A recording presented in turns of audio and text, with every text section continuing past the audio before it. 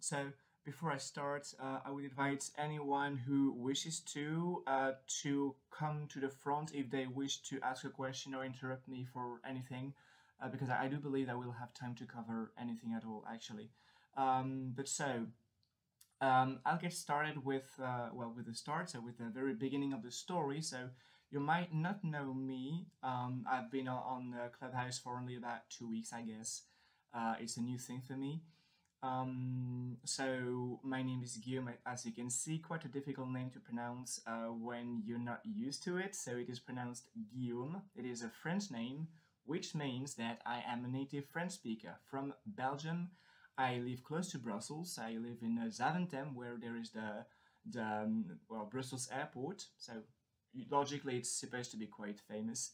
And Zaventem is actually a Dutch-speaking city. So I don't know if you know a bit the situation in Belgium. So we have different parts in the country. It's a small country with several parts. And there are three official languages. There is Dutch, or rather Flemish, which is kind of a dialect of Dutch. There is French, and there is German, which is kind of like the spoken in the smallest part of Belgium. So my entire family is French speaker. So I grew up in a monolingual family, but more or less everybody in my family has a decent knowledge of English and of Dutch, not of German because it's less used, let's say. And my parents wanted me to be raised in a way to help me to have a decent level of Dutch because it's very useful and important when you live close to Brussels and when you study in Brussels. So as a native French speaker, I was put in a Dutch-speaking school, and that is what my entire family, like all my siblings, they did. They were put in a Dutch-speaking school until end of primary school, I guess, so until let's say 12. So that means they all got to have a decent level in Dutch while still having a native level in French. And so I am the smallest in my family. We are four. That strategy of going to a school in Dutch worked for pretty much everybody, except for me, of course. Otherwise, it wouldn't be funny, would it? So we noticed that I simply could not learn Dutch. I did not have this motivation, or I don't know, it simply didn't work.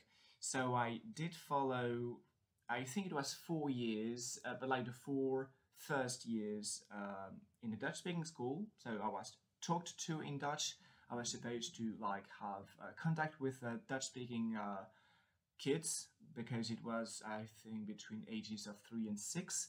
That's when you're supposed to learn the language most efficiently, like a sponge, and you're simply supposed like to swallow it, to like it's simply supposed to get in your head.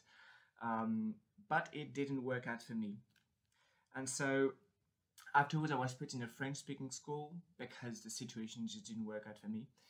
And from that point on, I thought I would never be able to speak Dutch because if you cannot learn a language as a kid, there is, logically speaking, no way you can learn it as an adult. If your brain cannot absorb it as a kid, it won't do any better as an adult, right? That's like what most people think. That's the like general belief. So I had kind of given up any hope of learning Dutch. And then we get to when I was about 15, and like my Dutch had not improved in like about 10 years. Nothing had changed. I had about an A1, and I think I'm being rather generous with that level. And when I was 15, it was my second year of English. I was not that bad, but when I got to the second year, I had a new teacher at school, and she didn't really like me, and therefore I failed for mostly all my tests, and I was totally like didn't have any motivation anymore for that language, although I did like it. And then at the end of the year, she told me that so it was a meeting with like parents, the kid, and the teacher, and she told me, well, you've been failing the whole year from my class, so either you succeed for the exam and I just let you go, whatever the like the general grade you get, or you fail for the exam and you're staying in that 4th year of secondary school. Well, failing for a year was not an option for me, so I'm someone who doesn't easily give up, so I didn't want to just waste a year. And so I just wondered, like, how the hell could I possibly improve my English? I'm not good at language learning. I failed at Dutch, and I only had about 2 months to improve the situation. So basically, it was like a polynot, someone who has no talent whatsoever in language learning, and I had to improve my English on my own. Let's not even talk about Dutch. This was already a lost case. And that's when things changed unexpectedly. I began reading, I had a simplified magazine in English made for students, and I began reading it, and I noticed that I kind of enjoyed it. So we received a few magazines from the teacher, kind of magazines that you use like once in a while during classes, and I read it all. So I had 3 or 4 of them, and I read them all, and I noticed that I did like working on my own. And therefore, I thought about other methods I could use to improve my English and to keep on working. And that's when I just discovered that I actually did like it. So I listened to musics, I looked at the lyrics, and actually, slowly, I began to notice I was improving. And so later, my brother advised me to read books from the collection of Penguin Readers, which is a collection of books for learners of English, and they have 6 levels. So I began with the first level, which is, I guess it's about A1, A2 levels. And I noticed again that I liked it. So I really liked learning a language on my own using books. And so I did read a few of these books, like very short ones. And I don't remember when it was, like the chronology and stuff, because that's a few years ago. So that was when I was 15, 16. I'm 28 now, and then later on I began reading Harry Potter because I just liked the story. I thought I would never be able to read it. I nevertheless bought the whole box of 7 books, and I did like it actually. To go back a few months, so going back to this class I had to succeed, I had to work on like speaking practice because I had an exam for speaking, and I tried something. I don't even know how I began using that, and it's a method I've been using up to now. I had to bike about 1 hour to go to school and then back, and I began I like talking to myself like aloud, and I just began doing that on my bike in English instead of French, and the progress was astounding. So I think in 1 month I really like learned to speak English, and without any teacher, just on my own, just like talking to myself.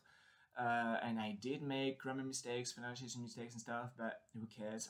Just by practicing, I got better.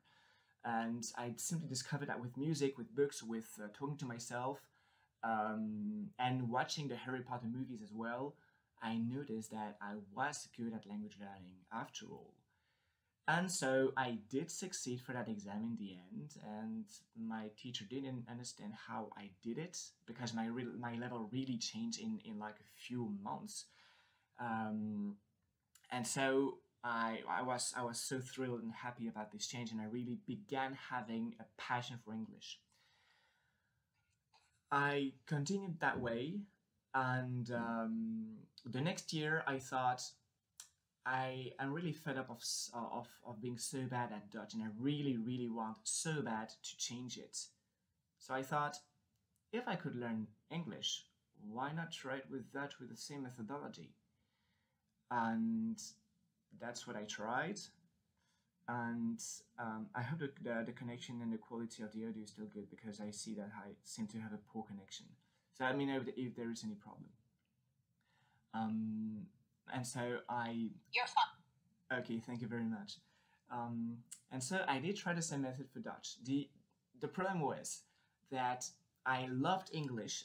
It's like my favorite language of all of the languages I speak, and I don't hate Dutch at first, but it's not like my favorite language, so I had way less motivation. So it took me way more time, but I really wanted to speak it because it was like a dream, like speaking Dutch. Whoa, it's like getting the Nobel Prize for scientists. Something you guess you can never get, but if you could get it, what the hell, that would be amazing. And so I tried the same methods, but I had less motivation and less material as well. But still, I found like I got further in my research and did find material, and I did like eventually find ways to improve my Dutch, working on vocab, working on grammar, working on reading, on speaking, on listening. It took me 2 years, but in the end, so at the end of my secondary school years, when I was 19, I really like developed Dutch, not fast, but faster than what I had done for the previous like 10 years. And at the end of that year, we had presentations to do, like we had to present a topic for like 30 minutes and then like doing a quiz with the class, with the students, and we had to handle the entire 15 minutes of the class on our own in the target language. And I did it surprisingly well, and I worked on Harry Potter, of course. I also read a few of the books, of these books in Dutch. And then a few students were like, how the hell did he do that? Because indeed, I had improved my speaking in a matter of weeks. And I didn't really know either how I did. But that's when I noticed that I was not bad at language learning, and if I could learn Dutch, that meant two things. I could learn any language I wanted, and anybody could also do so. Because if I could not learn Dutch when I was between 3 and 6 years old, and that I did learn it as an adult at 18, it means that anybody can do it. Because normally you like a language just gets in your head when you're a baby or a young kid. If I was not able to do that, but I could learn it later on, it did meant that like the brain is meant to be able to work, although it can depend on circumstances. And I think that the issue I had when I was a kid was big lack of motivation. I think I didn't like the language, and I just learning English just raised my motivation because I noticed that I was good at language learning. And so at 19 I spoke 3 languages. I think my English was at B2-ish and Dutch about B1. I continued working on English because it began a passion. I even began writing a book at that period. And I continued reading. I think I had read 20 books in English before going to university. Like I was like into it, like during the holidays. I just spent my whole days reading books in English. And afterwards I went to university, and of course I chose languages. I went to university to study Dutch and English to become a teacher of English, because since I had troubles learning languages, I wanted to help people who struggled as well, because I thought that my history, my story really was a sign, like a proof that if I could do it, anybody could. And I thought that might be a game changer for students. So I did my first year all right. I had to focus on English and Dutch to really get them to a higher level. And at the end of that year, I thought, well, it's been a few years that I've been able to talk in these languages, but why not try another challenge? Because I really saw that as a challenge, but a nice one, because I really noticed all the advantages you get out of speaking another language. Because I thought for my first 18 years or 16 years that I could not learn a language. And when I discovered what it was in the brain and all the possibilities that it had, the fact of speaking languages, I thought, I just want to keep on, to continue with other languages. And my third foreign language was Spanish. And that's when, so during these years, I really learned what it is to learn a language further, and the mistakes you make and the lessons you get out of it. So it took me 1 year to get to B1 while improving Dutch and English. And I went to university, so I took a Spanish class with a native speaker, and I also worked on my own. So working on my own was still key to learning languages. So I used books. I used Spanish for Dummies because I thought I was still a dummy in Spanish, so why not use that book? And I listened to podcasts, and I studied grammar, and that's it. I did a bit of everything. And so I really got motivated into languages. Like I just loved Spanish too. And then guess what? On my third year, I went on Erasmus to Groningen, which is a Dutch city in the Netherlands. And there I made the big mistakes that I think many polyglots make and have to make in order to discover how to learn languages better. And the mistake was that I decided to learn a few languages at once. So my passion was becoming an obsession. It was growing. I just wanted to learn like a bunch of languages, and I just did not want to wait 1 year for one language or 2 years for one language or whatever. I really wanted to try several, and as an Erasmus student, I met a bunch of people from other countries. So I started at the same time, the same year. I dropped Spanish because I was happy with my level, and I worked at the same time on ancient Greek, Latin, German, Portuguese, Esperanto, and Italian. For someone who was used to learning one language at a time, that was a change. And I thought I could, because I thought, okay, I speak Spanish, I speak French, so Italian will be a piece of cake. I knew that Esperanto was supposed to be the easiest language there is, so I thought I will just swallow it. And boy, I was wrong.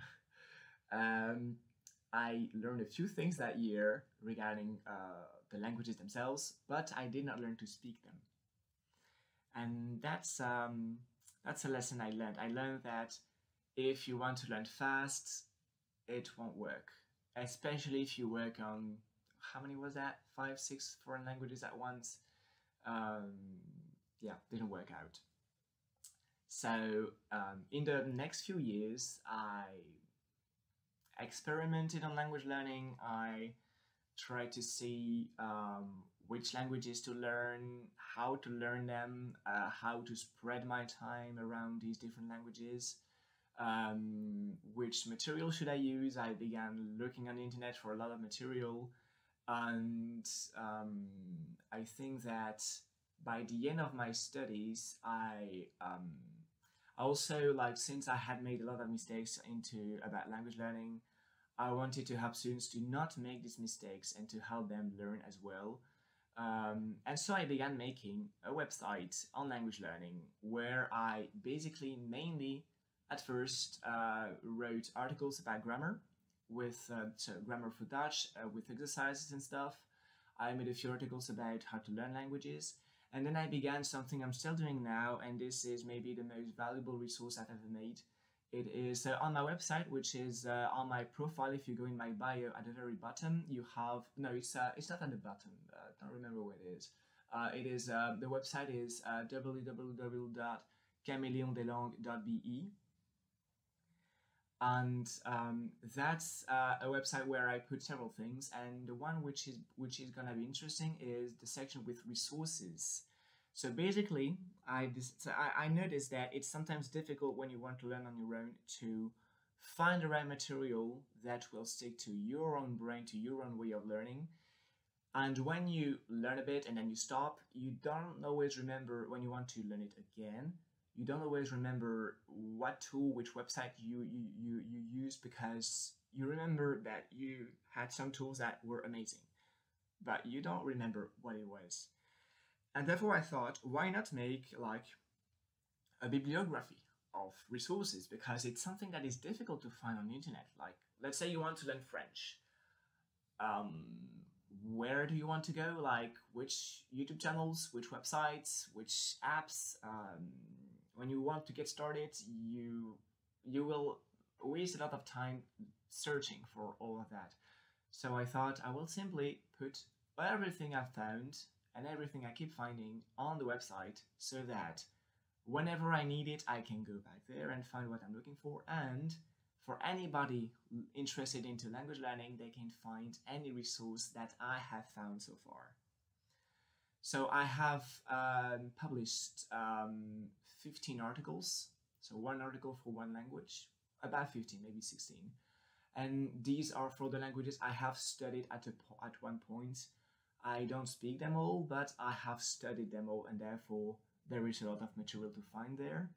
I would say that about 90%, maybe 95% of all these resources are for free.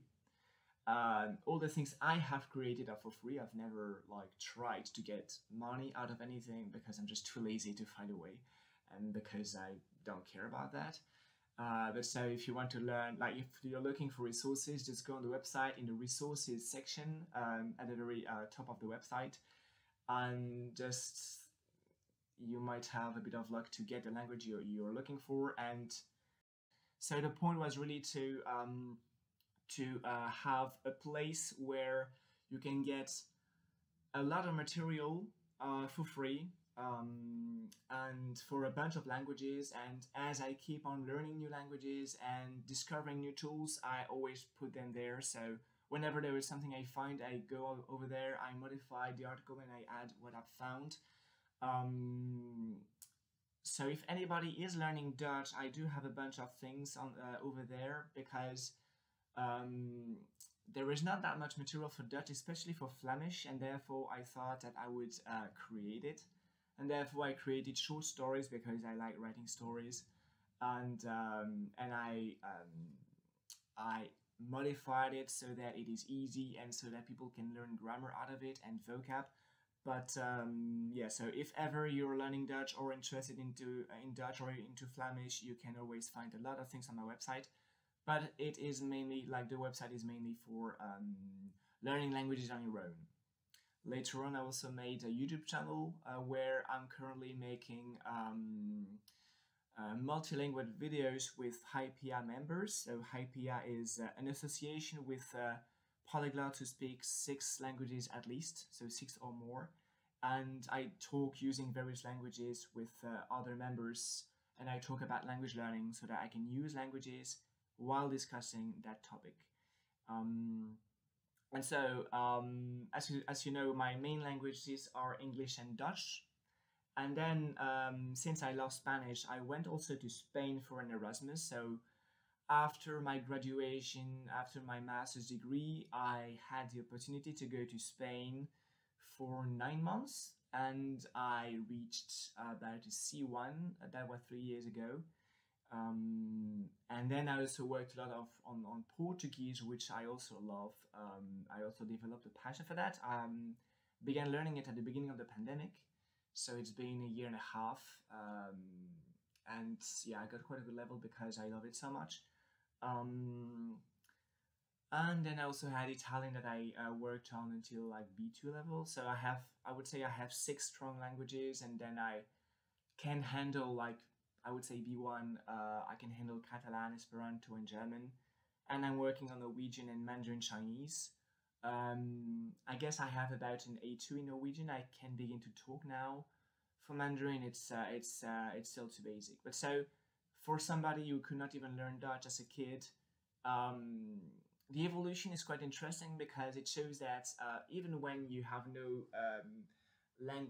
linguistic ability at first, so when you have no disposition to learn a language or to be good at language learning, you can get far. I honestly don't believe that there is anything particular in my brain that helps me to learn language at first. I think I've developed it over time, and I am certain that maybe not everybody, but most people have the same potential or even more. So I think there is a difference between having potential, having a talent, and having an obsession. For me, language learning is more than a hobby. It's something that I do all the time. And many of my friends and families have told me that it's not a hobby you have, it's an obsession, because of the characteristics that I show when I talk about it. And so I think that if you really are motivated to learn a language, whichever language it is, it might take time, but as long as you are motivated and you're willing to put in the time, you will get there eventually. Because the only way to not succeed in something is to give up. But if you do not give up, if you keep on trying new ways to learn, you will eventually find the way that resonates with your brain, with your type of intelligence, and it will eventually work. For example, I've been into Mandarin for about 7 months now. I have wasted many hours because I've tried methods that just didn't work, and I noticed after a month that I was not learning anything at all. And now I'm working on a course on Coursera, which is working pretty well. And I noticed that there are things I did like 2 or 3 months ago that did not work, and I'm learning now why that did not work and why now I'm learning better. And same thing with Norwegian. I'm learning it quite fast, of course, thanks to my knowledge of other languages like English and Dutch, but also because I've noticed things that don't work and others that do work, and therefore now I can learn more easily because of all the mistakes I've made in the past. I know that I sidetracked because I'm done talking about my story, more or less. So I'm just like giving information from any different kind of topic related to language learning. I don't know if anybody had a question or if you would like to jump in, because the point is still to have interaction, and I think it would be sad if I were the only one talking tonight. So please jump in. I think Fabio has a question or a comment. Fabio, would you like to, if I'm pronouncing your name properly, please correct me. So if you can just unmic and let us know a little bit about yourself and also your question or comment for Guillaume. Thank you. Okay, thank you. Yeah, you were pronouncing it right. It's Fabio. I'm from Brazil and passionate about languages also. And my question was regarding the learning of new languages. I saw in I think it's Guillaume, the name. Yeah, it is Guillaume. Oh, okay. So it's quite impressive the amount of languages you speak. And my question is, do you ever get do you mess in your head? You get that you confuse like mixing two languages? Because there was a time when I was learning French, and I also started learning Italian, and there were some common things between these two languages, and in my head was quite a mess sometimes. Sometimes I was speaking French, and I speak some word that was Italian, and does it ever happen to you? Well, Especially because you speak Portuguese and Spanish, which are very, very similar. And do you have any tips on that? Yeah, it's a very interesting question and a very interesting topic, because I do not know any polyglot who has never messed with languages, who has never had this trouble of switching between two languages and mixing them up. And of course, it has happened to me because I'm human, and that's how languages work. So when I began learning Italian, I already had, I think, a B1 in Spanish. And well, when I learned a language, it takes time, and usually I work on and off. So I work for a few months on one language, and I will stop for another language, and then I will come back to it later. Depends on my motivation and on life. And so when I began Italian, I had a B1 in Spanish, and when I really got into Italian, when I really improved it, I had a C1 in Spanish, which made the whole difference. So I think that at the start, it's fine to mix them up because it will happen. I think that it's not something to be afraid of, because your brain needs to go through that period of you speak a language well, like in my case it was Spanish, and you do use things from that language to learn another one which is related to it because of because same family or because linguistic similarities like on grammar and vocab. So that's normal. What I would advise is to, so when you have, I will again take my case of Italian and Spanish. I would advise to have the first language to be strong. Like in my case, it really helped me a lot to have a C1 in Spanish because it's a language that I knew very well. I had used it on a daily basis for 9 months. I lived in Spain, so I really worked on it a lot, and I really wanted to get it strong. So when I worked on Italian, my Spanish helped me for Italian, and I did mess up. And sometimes today, I also like if I like last month, I took part to the online like polyglot conference or gathering, and I spoke for 1 hour. Well, I watched with other people and we spoke for 1 hour in Italian, and then we switched to Spanish for the next hour. And I thought, well, Spanish is my strongest language of the two, so I will easily switch back. And actually, the first sentence I said in the Spanish group was in Italian and just popped out. And I thought, okay, where the hell is my Spanish? It just, I don't know what happened. That was only 1 month ago.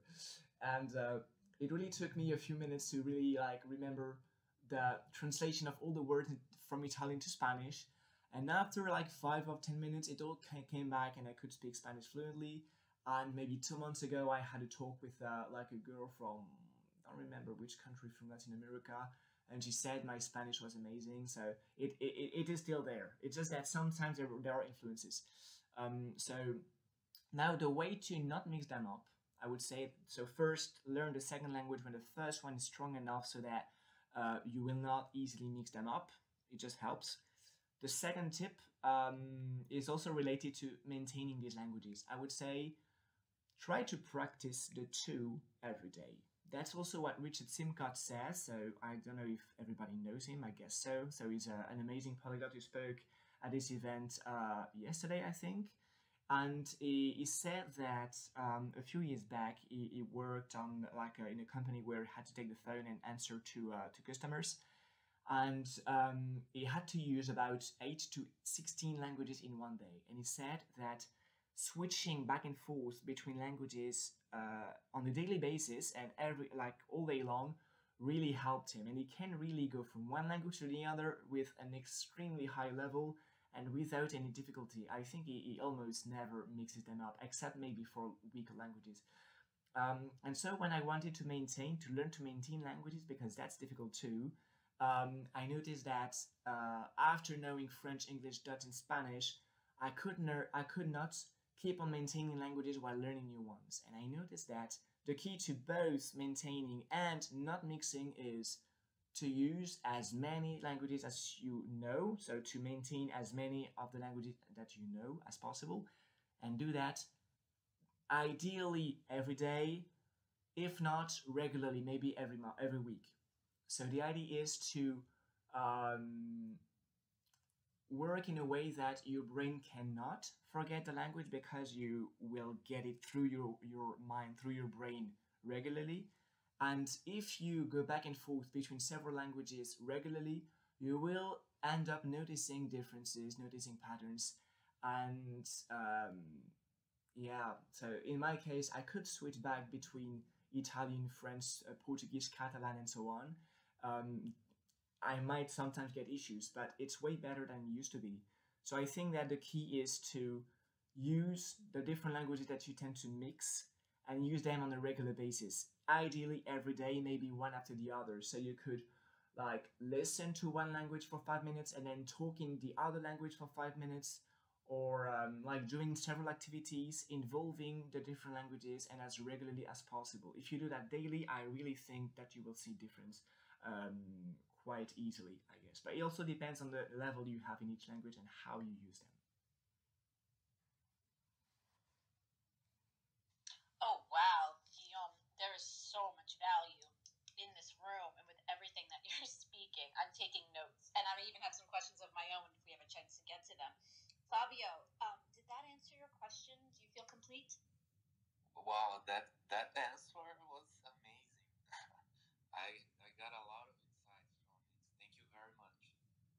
That was my pleasure. And actually, I noticed that, well, things that I know now about language learning come from my experience.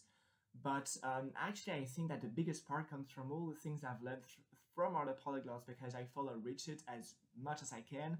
I also follow Richard Lampariello, who is an amazing Italian polyglot who has an amazing level in the languages he speaks. He's a language coach.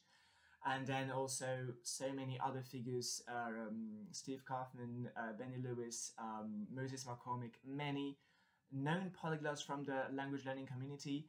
And with all the videos they make, the lives they made, all the tips that they've given, all the articles they've written, the books that they've written, all these things I've spent years. I've been into language learning for 12 years, and I have spent all that time gathering information and knowledge about methodology and languages and making mistakes and learning from these mistakes. So if you keep on following these people and listening to what they say, it's amazing all the things you can learn. So I'm really happy that I can inspire people and maybe give some tips. But I think that you would get as much information from following all these people on social media. Thank you so much, Guillaume. I think our next person up is Kanishka. If you would like to quickly introduce yourself and let us know your question or comment for our guest speaker. I'm Antonietta. I'm done speaking. Thank you, Antoinette. Hi, Guillaume. I'm Kanishka, and I am from Sri Lanka. And I'm currently now living in Philadelphia, USA, and I am bilingual. I speak Sinhala and obviously English, and both languages are non-tonal. So these days, I've started learning Chinese, Mandarin, but I have a very hard time juggling the tonal part of it, right? So I've just heard that you had several strategies on how you deal with learning Mandarin. So I would like to personally would like to know what strategies worked for you and the stuff that didn't work for you. I'm Kanishka, and I am done speaking. Okay, well, it's a very interesting question, and I'll try to help you as well as I can, but you might already speak better Chinese than I do because I cannot speak it yet. Even yesterday, I was at a meetup in Brussels, and I was talking to a guy who had lived in China for 15 years, and he asked me, "What's your name?" And he said that in Chinese. And I just, I had a bug, and I thought, these words ring a bell, but what the hell is that supposed to mean? So that's the most basic question, and I didn't even know how to answer. But so I have gathered information about how to learn Chinese because it's the hardest language I've tried yet, or rather, I've already given a Polish a try, but it's the hardest language that I am working on right now and that I want to speak. I've talked to a few people who speak it well, who have learned it, and from what they have advised me, so these pieces of advice, I have not implemented them yet because currently I am spending more time on Norwegian because I'm just learning it faster and therefore I have more motivation. But from what I've heard from other polyglots, I think that if you have issues with tones, and I think that everybody goes through that, I also believe that I have troubles with pronouncing them. I think understanding is fine, but pronouncing them, it's something else.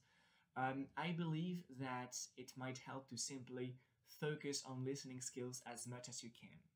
Because to me, and this will depend on everybody, but to me, the listening skill is the most important of all the skills because that's how you learn a language as a kid.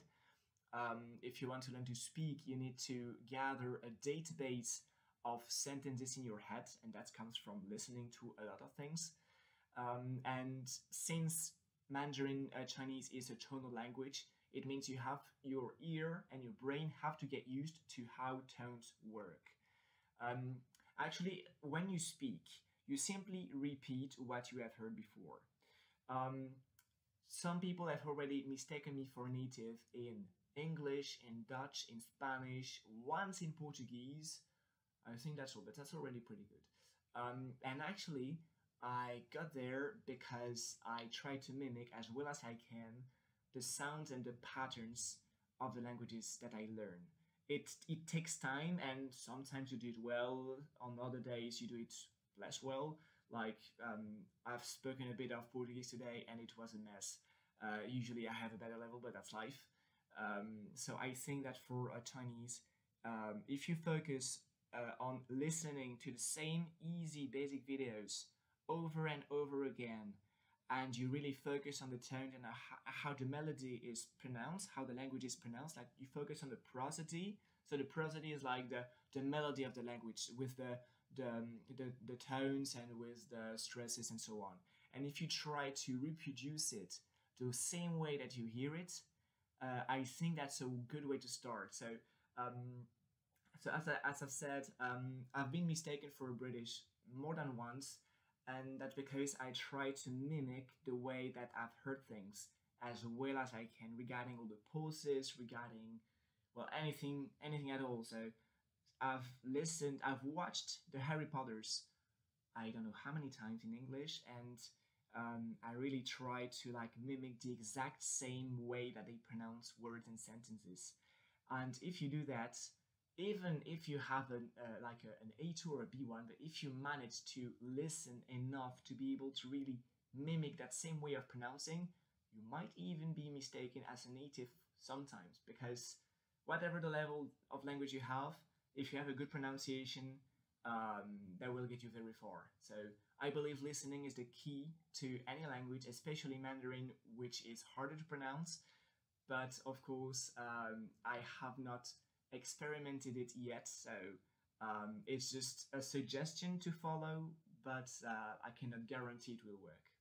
So that was Guillaume, and I'm done speaking. Thank you so much, Guillaume. Kanishka, I think I said it better this time. Kanishka, you can correct me too. Does that answer your question? No, you're good, Antoinette. Yeah, you did well.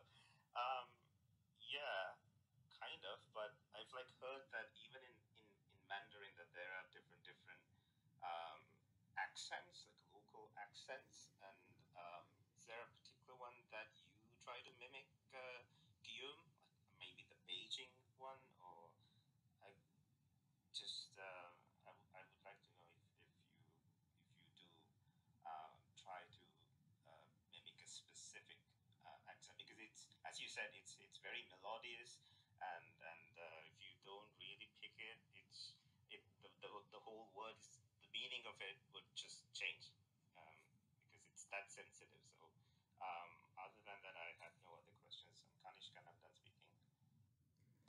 Thank you so much. So regarding accents, well, my knowledge of Mandarin Chinese is still too low, so I haven't really tried to understand or to choose an accent. For other languages like Dutch or Spanish or Portuguese, I do that. So I've worked into different accents of Portuguese. And for example, so Luciana, I heard you quite a lot today, and I just love. I wonder where you're from in Brazil, because I really love your accent. It's not like Bolsonaro. I hate his accent, but I really love how you spoke. So for Chinese, I haven't really made up my mind because I'm just still discovering the language. I did watch a video with different accents, but yeah, I couldn't really like make up my mind. I'm mainly like discovering that language, and I think that it's a journey that will take a few years to really dive into. So far I haven't tried it, but we always have like a preference between different accents. Like for example, I prefer the Portuguese from Brazil than from Portugal. I prefer Flemish to Dutch. I prefer American English, although I speak British English. But I think that if you really take the time to dive into the language, you will get in contact with different accents, and you will eventually find one that you really love, and you will try to stick to it. So I guess just enjoy the process of language learning and of being in contact with the language, and then eventually you will find an accent that you will love and you will stick to it. So far it hasn't been my case because I haven't been into it long enough. So that was Guillaume, and I'm done speaking. Thank you so much. We're going to move on, continuing in PTR order, which is pull to refresh order for any Clubhouse newbies in the audience. Renata, welcome to the stage, and please unmic and ask your question or say your comment. My name is Antonia. I'm done speaking. Oh, hi everyone. Well, actually, I have a question because I've been really frustrated because I've been studying French for about a year, and something I've been really frustrated with is with my speaking. I feel that I've been studying some intermediate grammar because I've been taking classes. I'm not studying on my own. But my speaking is not following it. So I'd like to know if you have some tips to improve speaking, more in terms of pronunciation, because I think I've been heard a lot, and you've given some really important tips about it. But concerning speaking itself. Okay, very interesting question too, because yeah, pronunciation and speaking is also a key factor to language learning, and it is quite difficult to improve your pronunciation. Some people can never do that.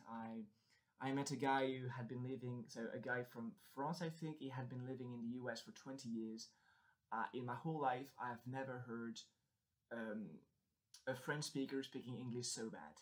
It was really like speaking French but with English words. It was awful to my ears. I believe that the best way is simply to listen and to talk. If you want to speak in the sense of fluency, I would say speak as much as possible, because if you want to improve a skill, you have to practice that skill. So what I did for English at first, back in the days, was simply to, and what I do in every language actually, is simply to make self-talks. So I think aloud. I've always had this habit. And when I can't do it, I just do it in my head. And there are words you will not find. There are words you will need to translate. Your pronunciation might be bad or might not be up to your standards.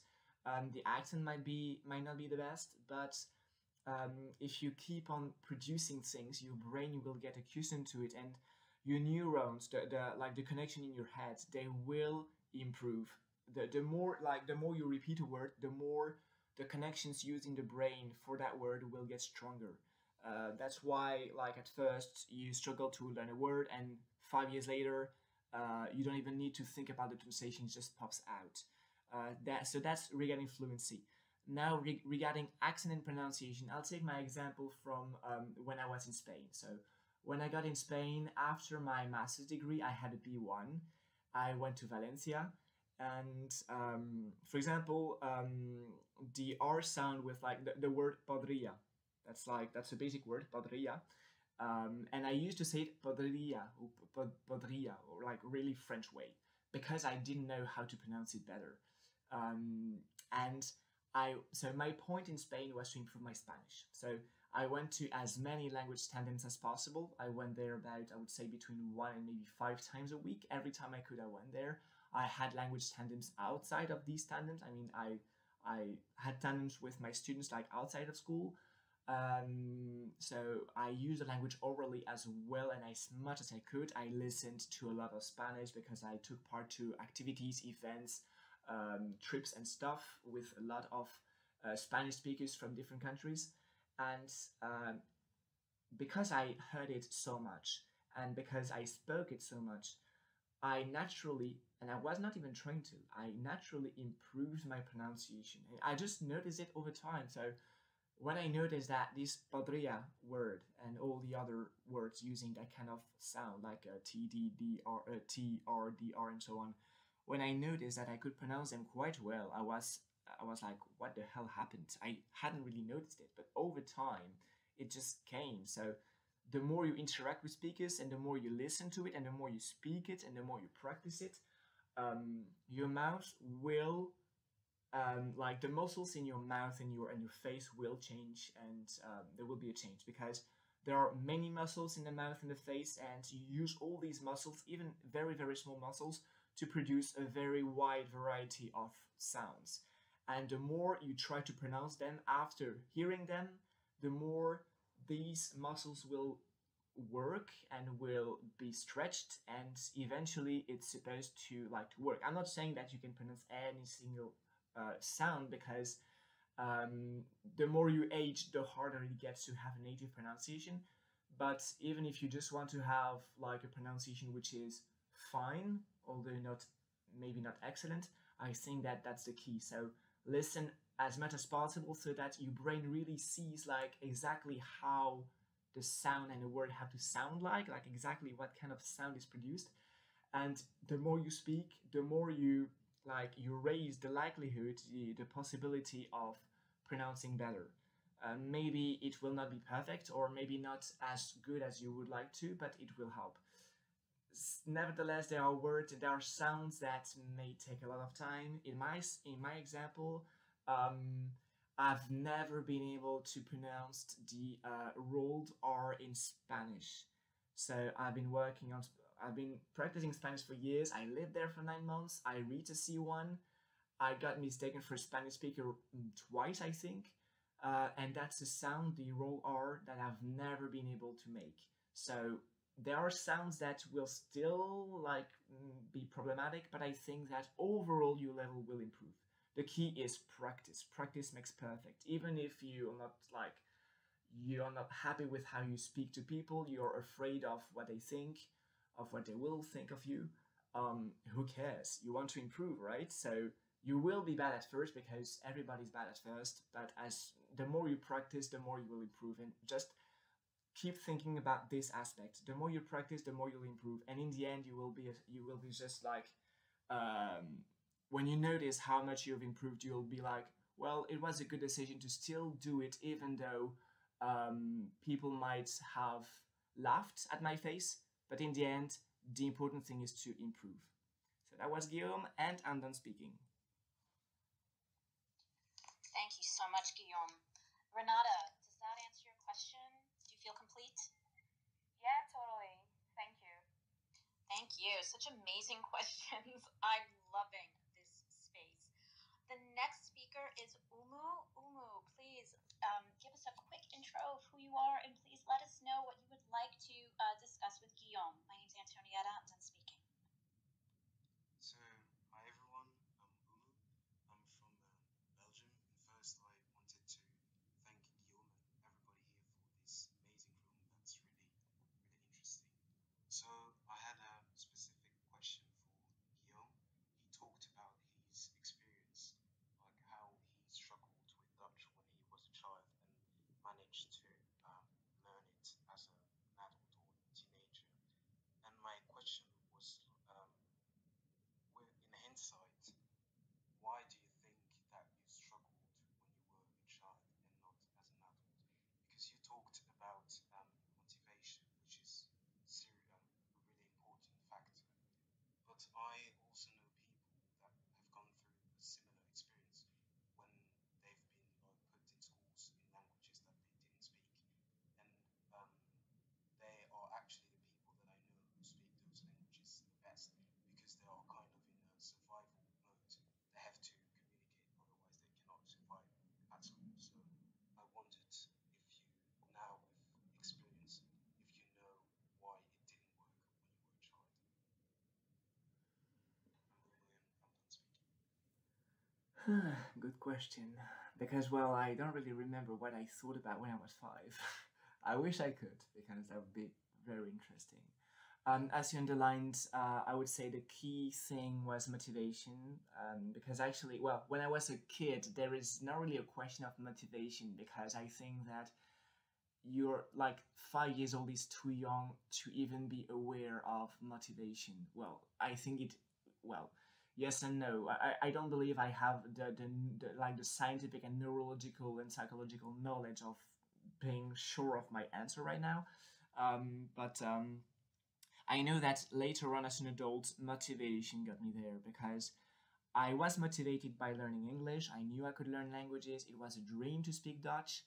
and I just knew that I wouldn't let go. So I knew I could learn a language. I did it with English. I thought I'd do the same with Dutch later on, and I was just motivated because my sister has a native level in Dutch. Like she was also like French speaker at first. It's her native language, but she went through all these experiences. I would say that her Dutch is my English. Like you can hardly say that she's not native. She will make a few things that's not native, but globally she like her Dutch is perfect.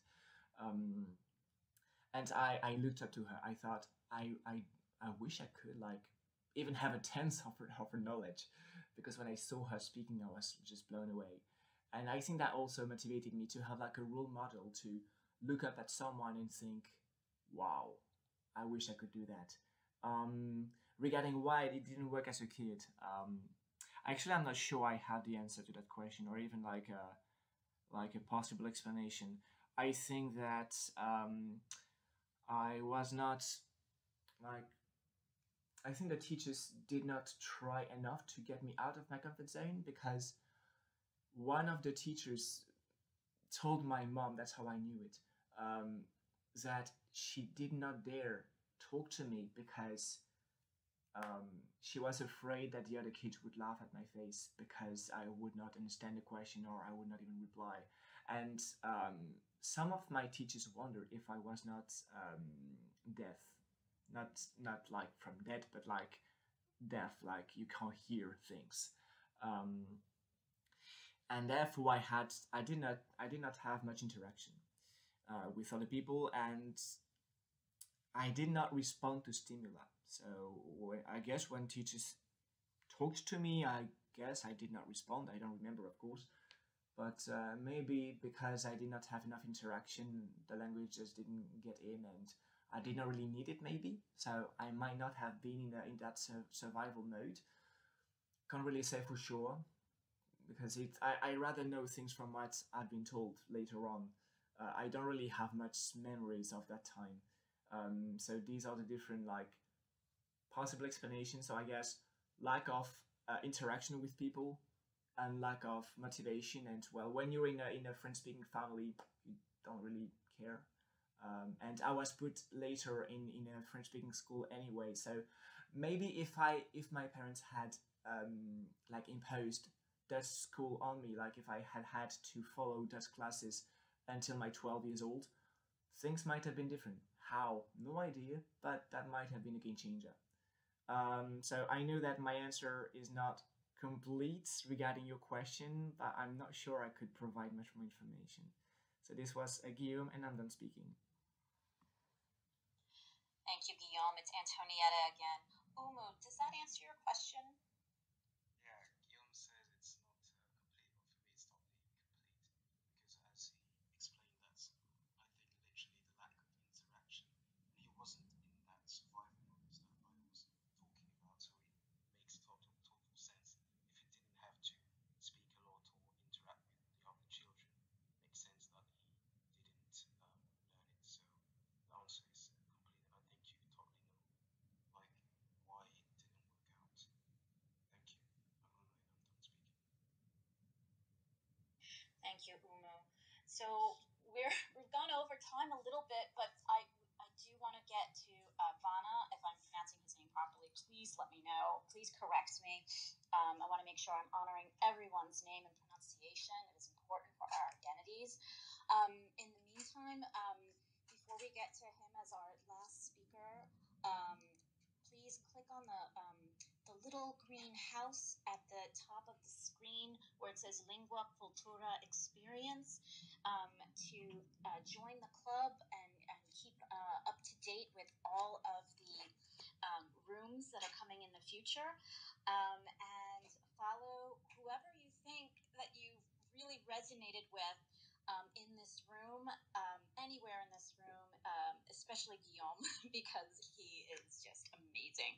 So, Vana, thank you so much for waiting and for your patience. Please unmic and let us know a little bit of who you are real quickly, and ask your question or say your comment to Guillaume. I'm Antonietta, I'm done speaking. Thank you, Antonietta. Yes, I'm Wana. I'm originally from South Southeast Asia. I'm right now based in the USA. Thank you for sharing your journey, Gil. That was a very interesting one. I learned languages after I turned 18 myself. Besides English and my own native language, I picked up 3 other languages and learning more right now for professional and academic and personal reasons. So myself, I'm a Southeast Asian study major, and the late Benedict Anderson, who is also a Southeast Asian studies scholar, and he's very known in my discipline. He picked up a lot of Southeast Asian languages at his age, at least.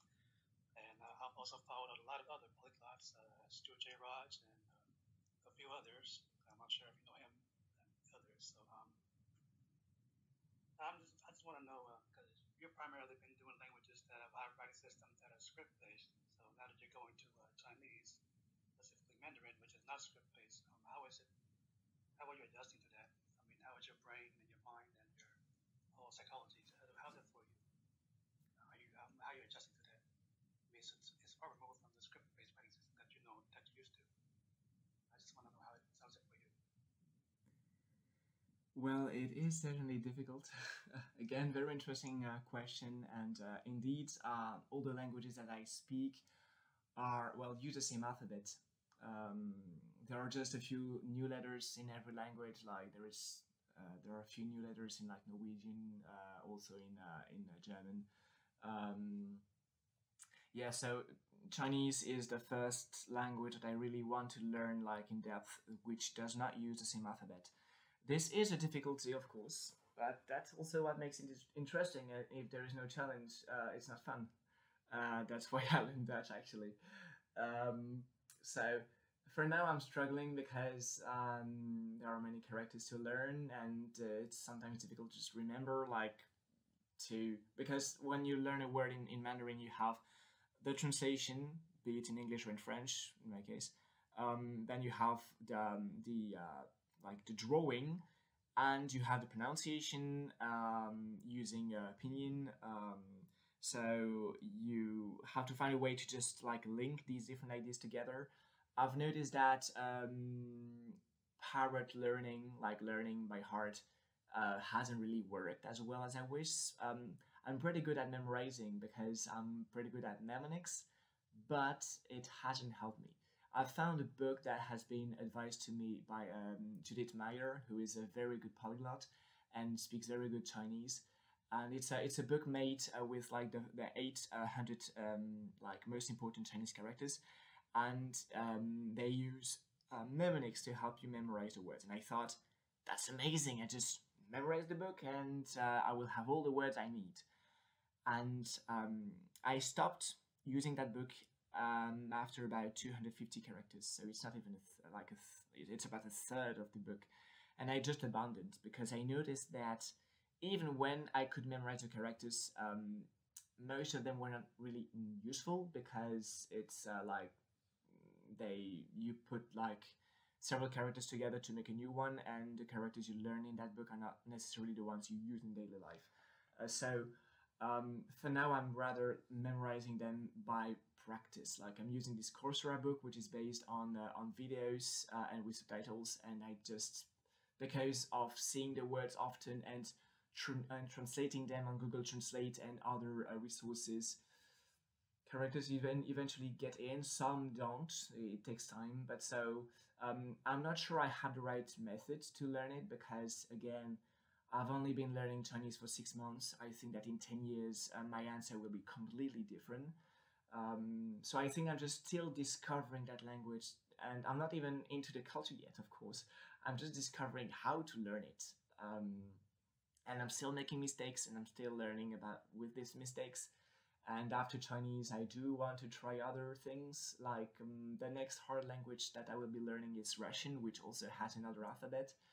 I know it's difficult, but I think that the more you get in contact with challenges, the more you find your way around and you find how to learn. And with so many polyglots on the internet, and with the internet, you can get help, ask for advice, and if you never abandon, if you never give up, you will never fail. So in the end, you will find a way. It just takes time. But in my case, it's not just a hobby; it's an obsession. So I know I will get there anyway. It's just that I will need time to make mistakes and learn from these mistakes, which is what I've been doing for 12 years. So I've already made mistakes for Chinese. I do believe that maybe with simply rewatching the videos and the characters, they will just come in. It might not be the most efficient and fastest way to learn, but the more you are in contact with the language and the more you learn, actually. So I guess that's the best answer I could give. So I will keep on making mistakes and learning new ways of learning. Maybe there is a very good way that I could use to improve and to learn characters in Chinese and other scripts, because I think other scripts are interesting too. Like there are so many languages using different scripts. Like just if you look at Georgian, it's just funny how it looks like Hebrew as well. I think that I will try them one day, and just for the fun of it. And I guess it will take time to discovering how to memorize these scripts, and I will surely see later on what happens in my brain with its different scripts. But I'm not there yet. But I can't wait to get there actually. So I hope I answered more or less your question. This was Guillaume, and I'm done speaking. Yes, thank you. Well, thank you so much. I know I've learned a lot. I'm gonna toss it to one of the other mods, either Deborah or Lara, to give the closing remarks and close the room. Thank you. It's Antonietta. I'm done speaking. So I just want to say thank you to everyone who joined in the audience for the questions. Thank you so much for being here. Hope you enjoy the rest of your day or night, whatever you are. Gilmy, thank you so much for this brilliant story about how you learn so many languages. I've learned a lot from you today, and that's all from me. And I'm passing the mic to Lara if she wants to give the final and close the room.